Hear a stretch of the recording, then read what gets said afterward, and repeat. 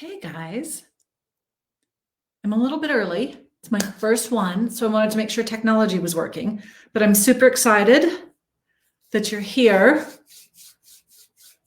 First one, I will be repeating this momentarily. Let's see here. I think I want to do a banner. Stop cam. I wanted to do a banner. Let's see here. Banner.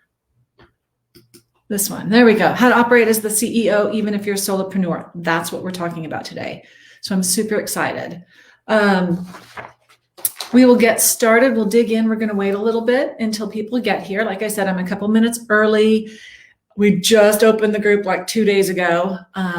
So hopefully if you're not here live, you are catching this on a replay. So one of the things to keep in mind, let's see, where's my comments? There we go. One of the things to keep in mind is, I wrote everything down. As much as I love doing these things until I get the hang of it, I always say be over prepared. If you're live, drop a hi in the comments so I know you're here and I will say hi back to you. If you're watching on a replay, hit it with a hashtag replay so that I can find you also and then go back and say hello. And then in regards to the comments, this is powered by a little gadget widget thing. I'm not sure what it is. It's called StreamYard. What you have to do is you have to grant StreamYard access to see that you're here, to show me your face, to show me your Facebook profile. Otherwise, you just show up as generic. So StreamYard does not take any of your information. It's not going to show up on your Facebook page or anything like that. It's just for in this group. And it's just so that I can interact with you, because this StreamYard has a variety of other solutions versus just the live on the Facebook in the group versus regular. The things you learn when you start these endeavors. So if you're live, drop a hi. If you're watching this a replay, and finally the little thing in the description. Okay, so I think I've covered most of the housekeeping type of stuff. All right, the nerves are starting to wear down. The adrenaline is starting to pump up. I'm so excited. I love teaching this stuff. First of all, since this is my very first live training, and this is my newly created Facebook group, I just want to tell you how honored I am and how grateful I am that you're here. So thank you for entrusting me. And thank you for, there's so much competition for your online time. So I promise to honor your time and to provide as much value as possible. But at the end of the day, I am the facilitator of this group.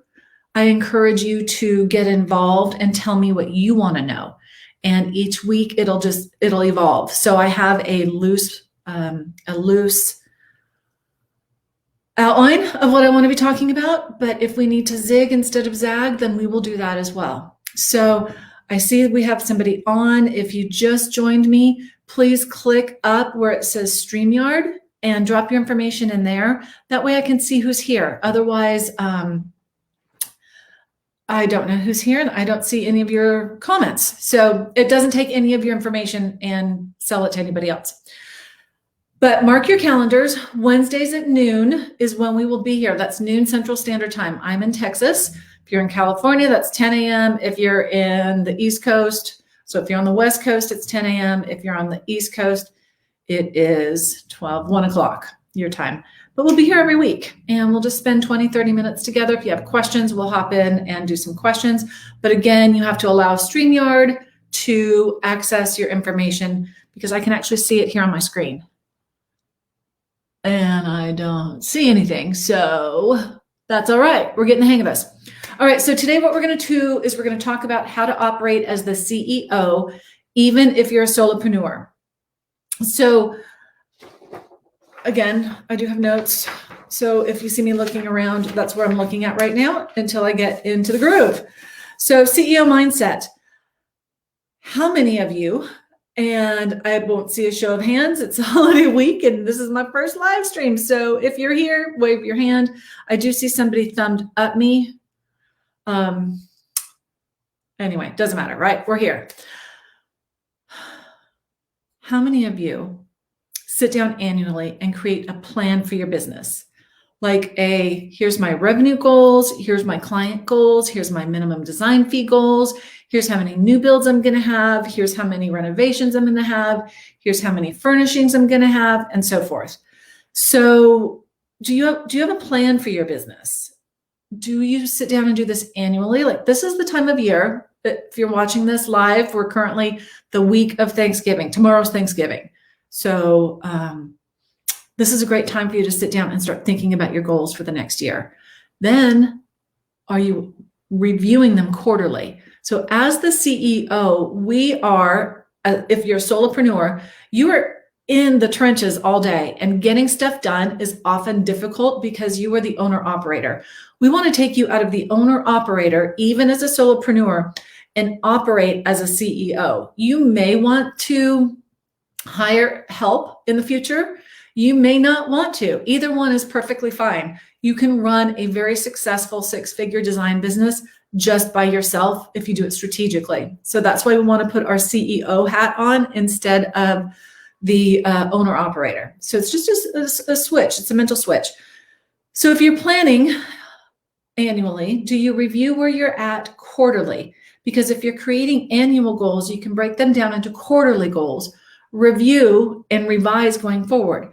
When I say writing goals, if you are not writing goals for yourself, you are just letting the universe completely take you wherever it wants you to go.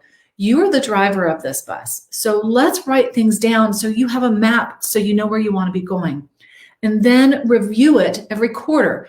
You can adjust your goals. They do not have to be written in permanent Sharpie black ink. I don't have a Sharpie down here. I do have a blue Sharpie, but they're not in permanent ink. You can change them. You can adjust them. You can revise them. You can increase them. You can decrease them. I mean, this year with COVID, I had to go back and revise my original goals. So if you're just now joining me, please take a look at the StreamYard. There's a little request up top saying, please drop your information in there. That way I can see that you're here. It's a Facebook thing. They don't completely talk when you're in a group. And I would love to be able to say hello to you. If you're commenting on Facebook, I'm not seeing you. So goals. You are the driver of the bus. You must determine the route. We want to shift your perspective from owner operator, which is what you are if you're a solopreneur, but you need to put on your CEO hat. Your goals, they should be very specific. They should be very lofty. Here's the deal.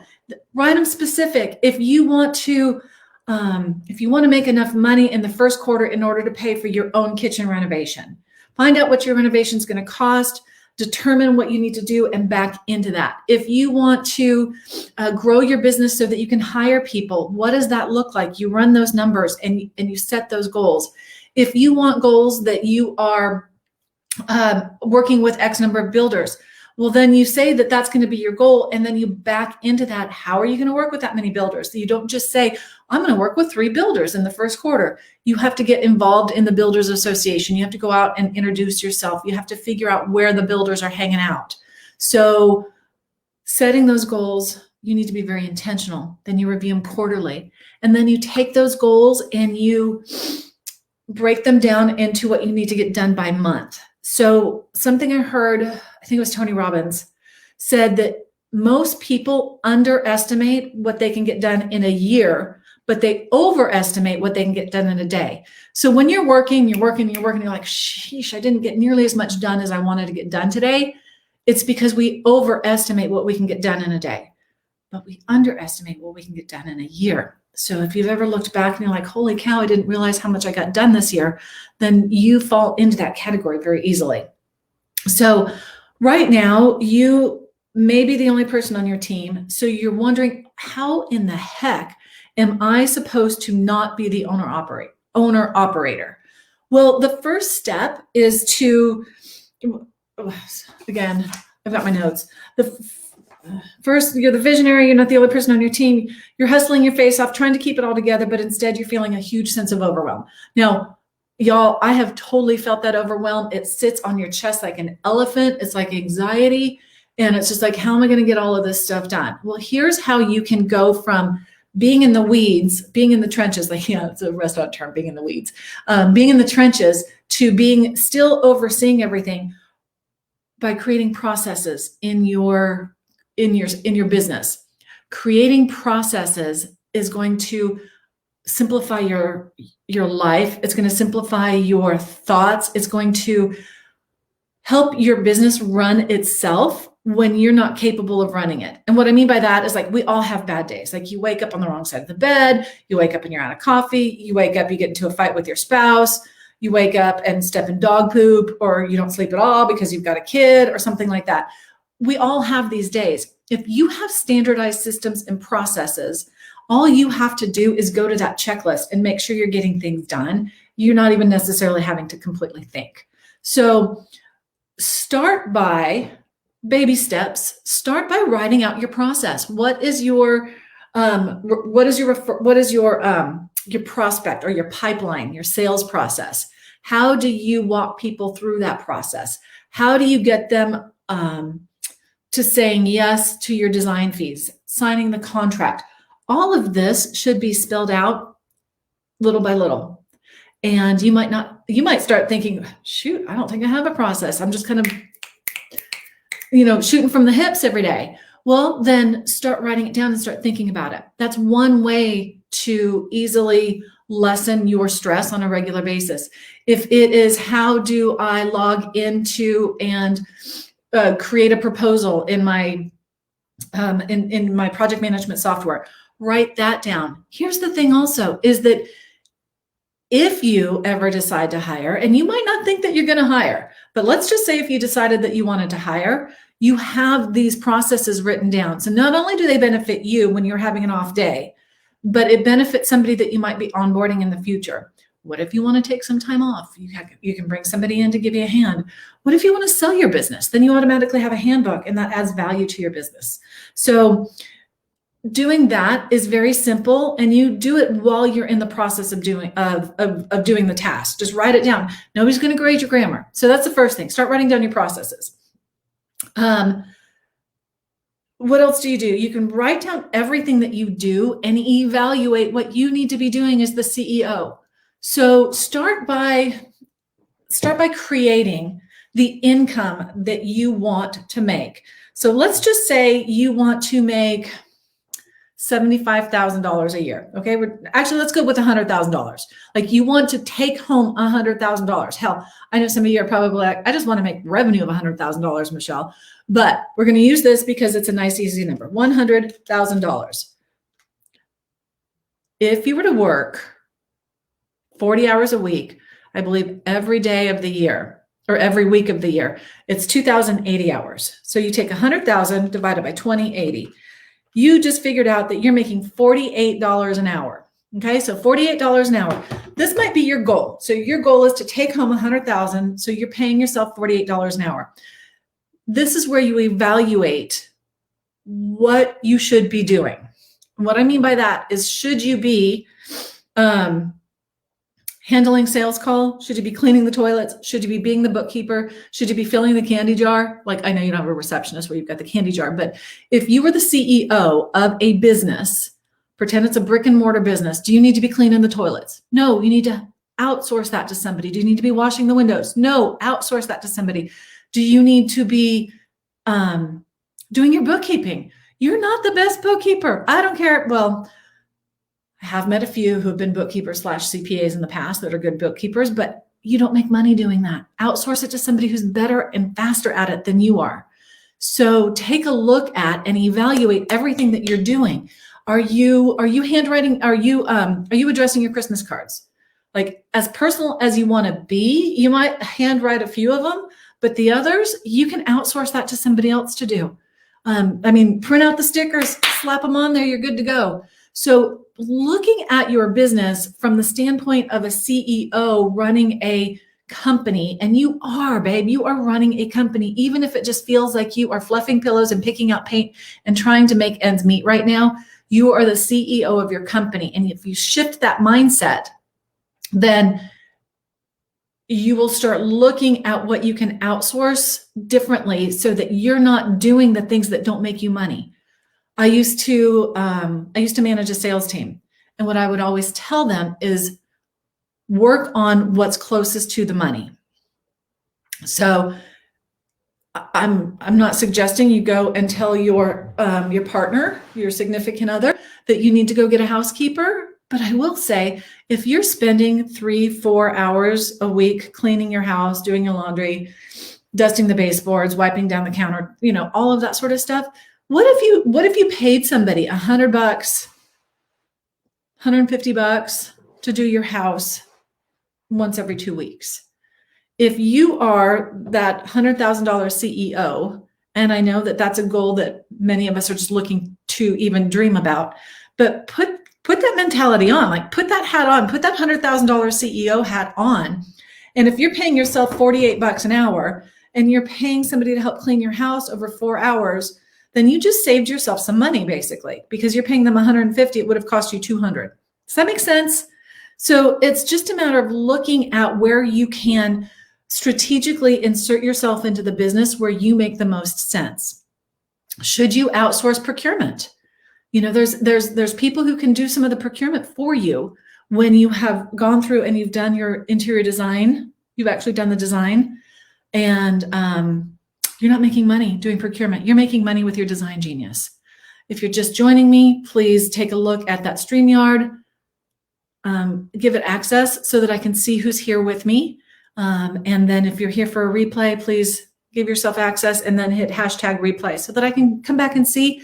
We can do some Q&As, and I can also answer, I can take direction as to where we want to go with our future conversations.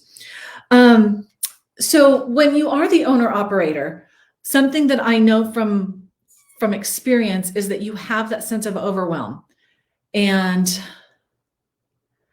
it's just because you're busy, but you're not productive. Like you're not making the money that you should be making because you are just working your face off and it just doesn't feel like you're getting anywhere. If you're feeling that way, take a look and go back and create those processes. Take a look at everything that you're doing over the course of the day. This is a great time to be doing it. Well, either you're really busy right now or you're not. Whoops, my hair's a little out of whack. Either you're really busy or you're not right now. If you're not right now, then take the time and write it down. If you're really busy, use your voice memos on your phone and leave yourself a voice memo. Tuesday, 10 o'clock, this is what I'm doing. Thursday, 2 p.m., this is what I'm doing. Thursday, 3 p.m., this is what I'm doing. And then you can go back and analyze it and see if you're doing everything that you need to be doing. Things that you can outsource. Accounting. If you're the CEO, you're not doing the accounting. Things that you can be outsourcing. You probably can't outsource sales, but you could outsource your blogging. You could outsource your social media. It's not as expensive as you would imagine. There's a lot of people who can take it off your plate. And as a person who has and has not outsourced both my social media as well as my blogs, there's a strange misconception that nobody can sound like you. And y'all, if any of you know me, know that I've got a quirky little voice here. And I'm not sure if anybody realized when I started outsourcing things. My blog, currently outsourced. Social media for my MLIG, just started outsourcing that again. I tried it a while ago, took it back during COVID, and then now I'm doing it again. So it saves me a bucket of time. And as the CEO, I don't need to be doing all of my social media.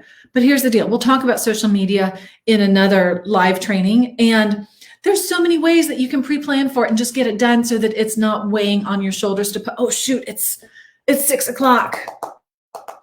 And you're trying to cook dinner, but you're like, oh, but my followers, they're on at 6 o'clock. I need to be posting. We're going to be talking about social media here in the future. But still, if you can outsource it so that you can stay busy generating sales and designing. That's the key that you need to be doing. Looking at and planning for the growth of your company. Let's talk a little bit more about planning. If you're, let's see. Oh, I think that was another one that I was talking about.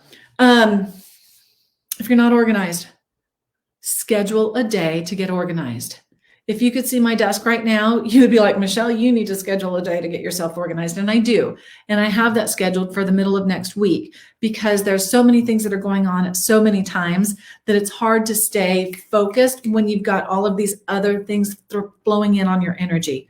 So take some time, put it on your calendar. If every Friday you can go back and you can review all of your projects, send your clients Friday follow-up so that they know what's going on, and then plan for your upcoming week and review your financials. So Friday can be your financials, it can be your Friday follow-up, and it can be finally clean this desk up day. So figure that out and see what it looks like. Operating as the CEO is going to be a mindset. I'm going to leave you with this because where your focus goes, energy flows. Think about that. If your focus is looking forward at growing the business, how are you going to do that strategically? Like, we all want to grow the business. Like, we want to make 5- and 6-figure leaps. Everybody in this group is going to be different as to how big they want to get, if they want to run an empire, if they just want to run enough to pay for the kids' college. It doesn't matter. You are a badass entrepreneur. Owning that and focusing your energy on being the driver of the bus, like the dog that wags the tail, not the tail that wags the dog. This is your business. Take it seriously, plan strategically, own your responsibilities. You are the CEO of this company, even if it's just you. Because what we do, what you do, you serve, you change other people's lives. Remember that. Do it to the point where they can appreciate you, see your value, and that you are getting compensated for it. And you're not just trading your time for money. We want good quality of life also. So, a little rocky on this first recording, but I'm praying that the StreamYard's working technology. So we'll see. I'll go back and take a look. If it doesn't show up or something, I hope you guys are leaving me comments in the Facebook group because I'm actually recording outside of the Facebook group and then it goes into it. So thank you for joining me here. If you have requests on different things that you want to hear about, please let me know. I'm creating a very loose agenda by month. And again, as I mentioned earlier, if we need to zig and I thought we needed to zag, you guys are the ones who are telling me what you need, and I'm here to serve you. So, yay, Kate, thank you for signing on the StreamYard. It's working. Oh, and there's Adrian. Yay. Oh, y'all, that just gave me, and Anastasia. Yay, I hope is it Anastasia or Anastasia? Thank you all for doing that little StreamYard thing. That makes me so happy to know that there's people here. So thank you, Kate. I'm glad you enjoyed it. It will get smoother. I promise. This is just kind of funny. Adrian, how often will I be live? I will be live noon every Wednesday, Central Standard Time. Looking for 20 to 30 minutes. If you guys have requests, I'm like your DJ. And then thank you, Anastasia. I certainly appreciate it. So where your focus goes, energy flows. Remember that. It works in your business and it works personally as well. If you're focusing, oh, Beth, good to see you. Oh, Facebook user, I can't figure it out. Go up to the top where it says StreamYard. It says enter your information, and it just shows me who you are on Facebook. It doesn't take any of your information or anything. So you just log in through there. Honestly, this is the first time I've used it. So maybe I'll go try it in my friends group and see how that works so I can give you guys better information. Yes. Pep talk. You guys are badasses. You need to remember that. You are out there in the trenches creating something out of nothing. Not just beautiful rooms, but you are creating this business. You are creating income out of nothing. So remember that. Where your energy goes, where your focus goes, your energy flows. Here's the deal. I gave up wine for the month of November. You know what I've been focusing on? I want wine. I want wine. Same thing with the cookies downstairs in the pantry. I want wine. I want cookies. If I can change my energy and focus on, I want more water, it's not the same, but that's where my energy flows. So kind of a weird analogy, but it's the same thing in business. If you are driving a car, and yes, I'm just keep talking. I'm like nervous energy. But here's one last one. One last one. If you've ever seen an accident on the side of the road and the car ends up like plowing into the one telephone pole that is on the street, and you're wondering, dude, how did you end up on the telephone pole? There's nothing else here for yards and like 100 yards from here to there. You know how they end up on it? It's because that's where they focus their energy. They're spinning. They're like, oh, I don't want to go there. Y'all, you hit it. Wherever you don't want to go is what you're going to hit. So focus on what you do want to hit and work backwards from there. So that's all I've got for you for now. If you are hydroplaning on the freeway or on a road, do not focus on that one pole that's for miles and miles to see. Focus on everywhere else that's clear and is going to be the best way for you to slide off the road. Because as entrepreneurs, we slide off the road every so often, but we want to do it intentionally and with the least amount of damage. That's what CEOs do, is they look for the best road to take. So that's all I got for you today. I'm going to go enjoy Thanksgiving. I need to go make some dressing. My grandma's sausage dressing I'm super excited about. And I hope to see you guys next week. So thank you for joining me. I'm going to figure out how to end this broadcast, and I will see you in the group. And please don't hesitate to invite other designers. This is all about collaboration. It's all about you. If you missed the introduction, I just wanted to say that I am the facilitator.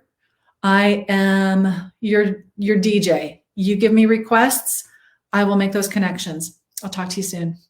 Happy Thanksgiving.